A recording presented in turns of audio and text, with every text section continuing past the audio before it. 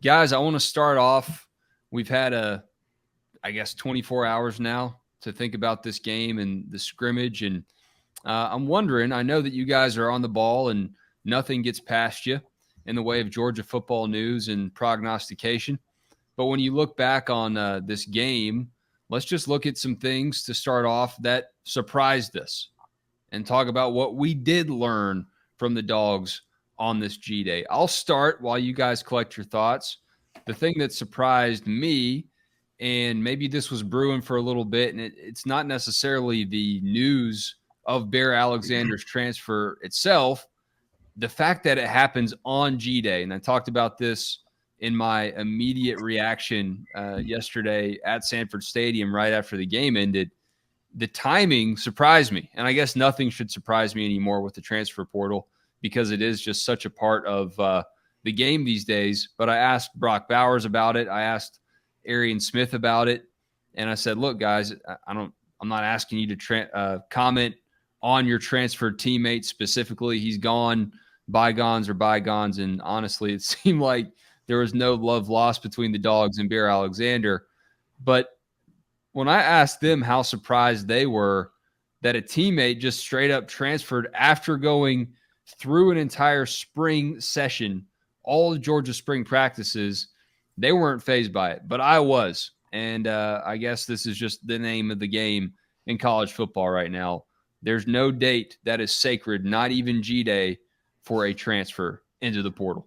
Little unspoken commentary, I think, on just the situation in general. I'm not one to cast aspersions on a kid or anything like that, but it just wasn't going to work out. I will say this. Paperwork was in for him to be in the portal in January, and he didn't ultimately end up in there, or he wasn't in there for long enough for anybody to notice it. I think he's going to end up at USC. I think they just wasn't going to work out for him at Georgia. And there was some talk of friction, and I want folks to understand this because we have this conversation on our board. I wish I had a number for you, but I would say probably a half dozen kids a year you hear about struggling, whether it's struggling attitude-wise, struggling coachable-wise, thinking about transferring, this, that, the other. I mean, you hear it all the time. And most of the time, it doesn't work out. And sometimes you hear about friction, you hear about attitude issues, you hear about it's just not working out. Rarely does it come to fruition like Bear Alexander, a couple months after we first heard it, like Brenton Cox happened. And I'm not saying those two situations are exactly the same. But I think, Wes, that it happening when it happened is some commentary on the situation and the consideration involved as far as this thing goes. So, it's one of those things where I think, Georgia probably could have, if it really wanted to, but it could have made a little bit of a stronger move to maybe keep him around. But I think they've been dealing for this situation for a little while now, and maybe they're not keen on dealing with it much longer. So when you say the timing was commentary on the situation, you mean like it kind of goes both ways? I don't want to put words in your mouth. No, not necessarily both ways. I think it's just, I don't know. I feel like there's a little bit of a lack of respect there. Like, hey, I got some teammates that are going to get it to go out there, and some young teammates that are going to go out there and put on a Georgia uniform. Let me make some news myself. Yeah. Let me steal the day. Let me get this thing rolling. Yeah. And hey, listen, this wasn't a situation where you had to and again, I'm not trying to, get after the guy, but this is not a situation where, oh man, somebody saw his name in the transfer portal and this is how it got out. He got in touch with somebody and had to make a graphic and announce his intentions for G-Day. I think that's some commentary on this. This one. What's up, Jake Roos? I didn't announce Jake Roos at the start of the show, but Jake is it doesn't matter. In the chat with us now. What's up, man? If you've been watching long enough, you know who I am. Yeah. You know that voice. Do you think that, Jake, in your opinion, is the situation more A.D. Mitchell or more Brenton Cox? It's a good question. Could we say the A.D. Mitchell situation and the Brenton Cox situation had a baby out of wedlock? That's what it turned into. Sure. Yeah, I mean, I think it's probably a little of both. Probably, honestly, what had the Brenton Cox situation happened during the NIL area, probably what the Brenton Cox situation would have been if it would have, happened during the NIL era. So, I mean, it is what it is. And I think the more we talk about it, the more we're going to get accused of trying to make Bear Alexander sound like a bad guy or something. I don't think that at all. I think it's nothing personal, man. It wasn't working out at Georgia. Personalities weren't meshing. And I wish the kid the best. I hope every single kid out there gets to live their dream and make a bunch of money and do what they're going to do and go play pro ball. And I think Bear Alexander's got a chance to be really successful. But, facts are facts, and the kid's about to play for his sixth school in 6 years. Yeah, the high school thing is what's I think very interesting, and something that people forget about a lot. But the recruiting situation was, I mean, listen, and like you said, to be fair completely to him, Bear Alexander, his home situation was not a normal one. It was not, super normal is probably the best way to put it. But I think everybody made best do they could, and there were a lot of changes along the way. So it's tough and it happens, but there would have been more surprising people on this roster that this kind of situation could have happened to, I would say. Tomahawk Dog says, "Scary looking baby." Yeah. Okay. Yeah. I mean, I didn't want us to get too far in the show without talking about that. I felt like, maybe he wanted to make those ripples himself, and he accomplished that. It was the biggest story to me of the game, of the day yesterday, just because there isn't a ton that typically comes out of a G-Day. There were some really cool things, Georgia getting the championship rings, a new UGA, the tribute to Devin Willock and Chandler LaCroix. I mean, it was a pretty meaningful G-Day, but that bit of news, and also the Smile Munden and Branson Robinson news, there was just a lot going on, and normally G-Days can be pretty vanilla. They definitely can. I was going to say, outside of like walk-ons just blowing everybody away and having them make wild projections for the fall for their contributions, which is happening, right? Yeah. No, I mean, and the funny thing is, you want to talk about what surprised me? Nobody's talking about the best play a walk-on made all day, which is Savon Clark shoving Malachi Starks' face mask into the ground and then breaking Darius Smith's tackle and walking into the end zone. That really surprised me, man. Listen, Malachi Starks is down the road. All right. Jefferson kid. I live in Jefferson. I think he's a fantastic talent, but listen, he's a sophomore. He's a second-year starter. You can't be getting treated like that by a walk-on in a game like this. And you go back to last season, and Malachi struggled in the SEC championship game big time. Bounced back, played a little better in the playoffs. I think he struggled a little bit against Ohio State. TCU didn't have anything for him. But Georgia's going to need him to keep getting better because that play, and I don't think it was, a microcosm of the entire G-Day experience for him. But that was a very negative play. I see this comment also down here about Dylan Raiola, third year of high school. No doubt. I mean, he is playing for his third high school, and that's something. But I mean, he's halfway to where Bear Alexander is at this point. So, I mean, how often do we talk about this? Like Roos, we bring this up with dudes that come to Georgia that Georgia's looking at. Jermaine Burton.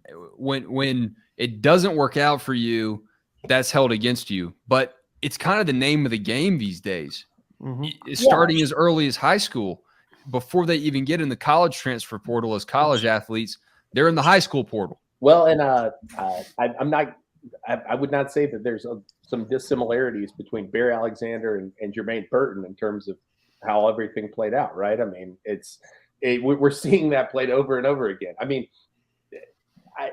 do I think that it's fantastic that Dylan Raiola is on his third high school? No, I don't think any of this is very normal. I don't think any of it's a very good thing necessarily. I don't know that it's necessarily a mark against somebody's character, but I would say to transfer once in a high school or college makes it easier to transfer twice, right? It's not necessarily a thing that A.D. Mitchell. Oh yeah, absolutely. Played in Missouri City and then transfers to Cane Ridge up in Nashville. It's not, like I said, it's hard to do it once. it's probably less hard to do it a second time. Words to live by on the Georgia show.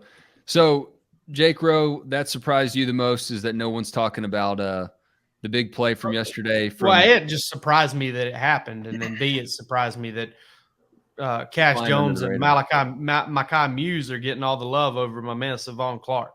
Well, I mean, Mekhi Muse did lead all receivers in receptions and yards. Cash Jones was tied for that reception lead. So I don't know. I mean, they were going to be probably my biggest surprise. Another surprise, and Jake, we talked about this in the press box a little bit as we watched it live. Darius Smith in coverage and his ability to get out in space. A good surprise per se. Brock Bowers got him one time. Well, he couldn't keep up with Brock Bowers. Yeah, Brock Bowers is going to get everybody one. Yeah, get in that line. Yeah, we're talking about the best tight end in the country, and maybe one of the top 5 tight ends, regardless of level of sport. I mean, you could make a case that he would be a top 5 tight end in the NFL right now. Darius Smith, somebody that hasn't played a ton of football at the collegiate level, is keeping up with him stride for stride in coverage. And, and the size, that's not something that you typically see of an outside linebacker, getting into coverage like that. He was, came to college as more of a pass rusher and was able to develop, got some reps at Star last year, at least behind closed doors in practice. We didn't see it in games, and would love to see that some, potentially. But I think what we saw in before our eyes was his coverage ability that came from those reps in practice. Coverage ability. I like that, Palmer. Yeah. I know they were 2 different words, but they did sound meshed in there. Coverage ability. Coverage ability. Coverage ability. That sounds like something that Progressive will come up with in a few years and trademark, and Palmer was here sitting on it first. Yep. Jake Roos, what surprised you the most? I don't know that anything was necessarily like wild about the whole thing. Maybe the Vandegrift stuff, I guess, that I think that he maybe looked a little worse than people expected he would, given some of the things that we heard over the spring. But at the same time, I don't know that was necessary. I mean, I don't know, man. I hate to read into this stuff. I don't think I saw somebody, the NFL Draft Watch, I think it was, on Twitter, said it's all over, or it was a very definitive statement of like Georgia's found its successor for Stetson Bennett. And I'm not saying Carson Beck won't be that guy, but I hesitate to make any decisions based on a spring game. These are scripted scenarios in a lot of cases. They're not. The bullets are flying, but they're not flying as fast as they could, I guess. They're rubber bullets. Yeah, right. Yeah, exactly. Beanbags. Exactly. So, I don't know. I mean, it's not surprising to see some typical overreaction to the spring game. I think everybody has that. I was glad to see Raylan Wilson deliver on my pick the other day that I said he would have a nice day, and I thought he did. I wasn't surprised to see that Georgia's defensive freshmen are outstanding, but it was great to see that, is what I'll say. That was probably the big standout for me. Those guys lived up to the billing. They are who we thought they were, or the rankings. And we let them off the hook. Yeah, and yeah. And so they came in and delivered. We got to mention over here Damon Wilson says, surprised me, dude, scary off the edge. Damon Wilson's a dude, man. David Wilson was a 5-star player. I mean, one of Georgia's highest rated signee. Yeah, crown jewel. The guy, man. I mean, for the class. So, you love to see that. And like I said, I don't know. Was there anything that jumped off the page to me? How about Xavier Sorey?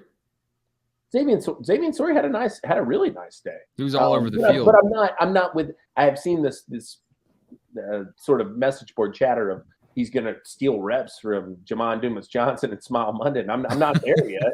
I'm not with that yet.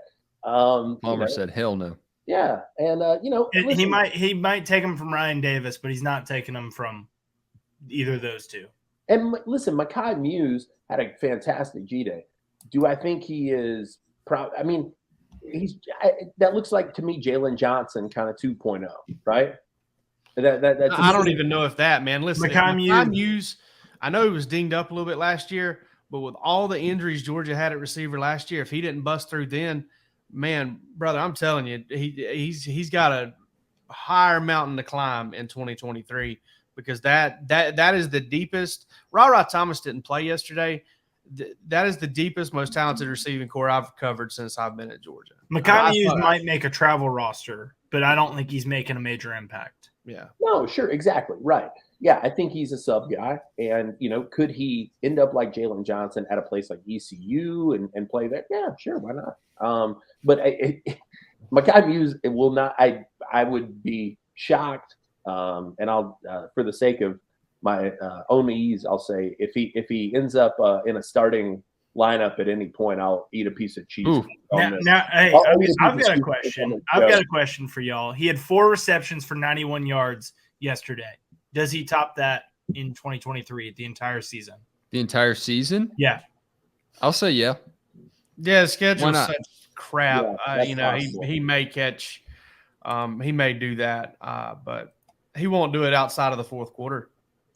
Roos, I'll tell you one situation, and maybe I just have like Braves recency bias on the brain.